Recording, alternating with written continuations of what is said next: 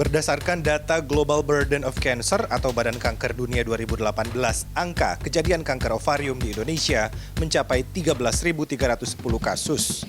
Kanker ovarium juga menempati urutan ketiga kasus kanker terbanyak pada perempuan setelah payudara dan leher rahim. Sementara tingkat kematian kanker kandungan setiap tahun diperkirakan ada 7.842 perempuan meninggal dan mewakili 4,34% kematian dari total kasus akibat kanker pada laki-laki dan perempuan.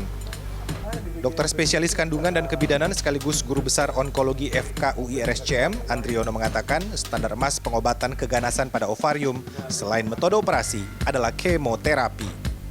Kemoterapi merupakan bentuk pengobatan menggunakan obat-obatan untuk membunuh atau menghambat pertumbuhan sel kanker. Prosedur ini bisa dilakukan sebelum operasi untuk mengecilkan ukuran sel kanker sehingga lebih mudah diangkat, atau setelah operasi untuk membunuh sel kanker yang masih tersisa. Kita berikan kemoterapi pada tumor-tumor yang respon terhadap kemoterapi. Dan ada syarat-syaratnya lagi, selain itu juga kemoterapi diberikan pada penyebaran yang letaknya jauh. Karena kemoterapi masuk dalam darah, sehingga dia bisa menjangkau tumor-tumor yang jauh dari sentralnya. Jadi misalkan penyebaran ke paru, penyebaran ke kemana aja gitu ya, biasanya kemoterapi akan menjadi pilihan utama. Menurut Profesor Andriono, tumor ganas ovarium yang paling sering ditemukan sekitar 60-75% adalah kanker ovarium jenis epitelial.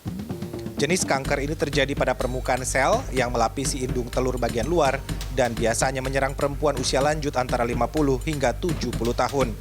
Bentuk karsinoma ini ada yang dinamakan serosum dan musinosum.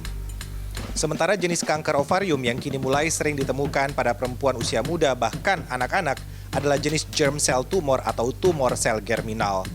Kanker ini menyerang ovum atau sel telur.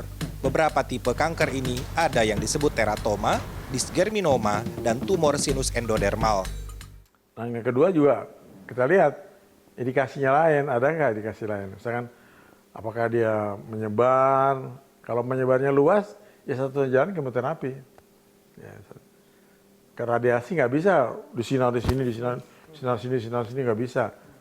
Kalau kemoterapi kan begitu diberikan dia menyebar ke seluruh tubuh, sehingga dia bisa menjangkau sel-sel tumor di tempat-tempat lain yang jauh.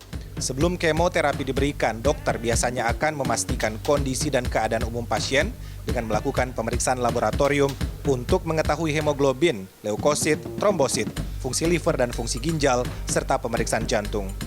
Bila pasien tidak memiliki gangguan pada organ-organ tersebut, maka kemoterapi aman untuk diberikan. Tapi bila terdapat komplikasi penyakit lain, maka komorbiditasnya akan diatasi terlebih dulu, baru kemudian kemoterapi dilakukan. Ya itu berdasarkan penelitian juga sih. Guideline-nya dari pusatnya gimana, misalkan dari NCCN atau dari mana. Itu guideline-nya misalkan 6 seri gitu. Ya, 6 seri. Penelitian mereka mengatakan bahwa 6 seri udah cukup gitu. 6 seri itu maksudnya berapa? Satu seri, satu siklus itu 3 minggu. Oh, satu siklus 3 minggu ya. Berarti 6 siklus itu? Ya, 6 siklus kemudian ya. Setelah proses kemoterapi selesai, dokter akan memonitor apakah sel-sel tumor sudah bersih dari tubuh penderita atau belum dengan MRI atau PET scan. Kalaupun masih ada sisa, kemoterapi dapat dilanjutkan dengan pemberian 3 siklus. Efek samping pasca menjalani kemoterapi masih menjadi kekhawatiran sebagian pasien. Dr. Andriono menambahkan biasanya setelah kemoterapi, pasien akan mengalami mual dan muntah, serta menurunnya nafsu makan sehingga terjadi penurunan berat badan. Tapi ada juga yang mengalami kenaikan berat badan karena pasien lebih bisa menerima kondisinya setelah dikemoterapi. Efek samping lainnya yang bisa terjadi adalah kerontokan rambut.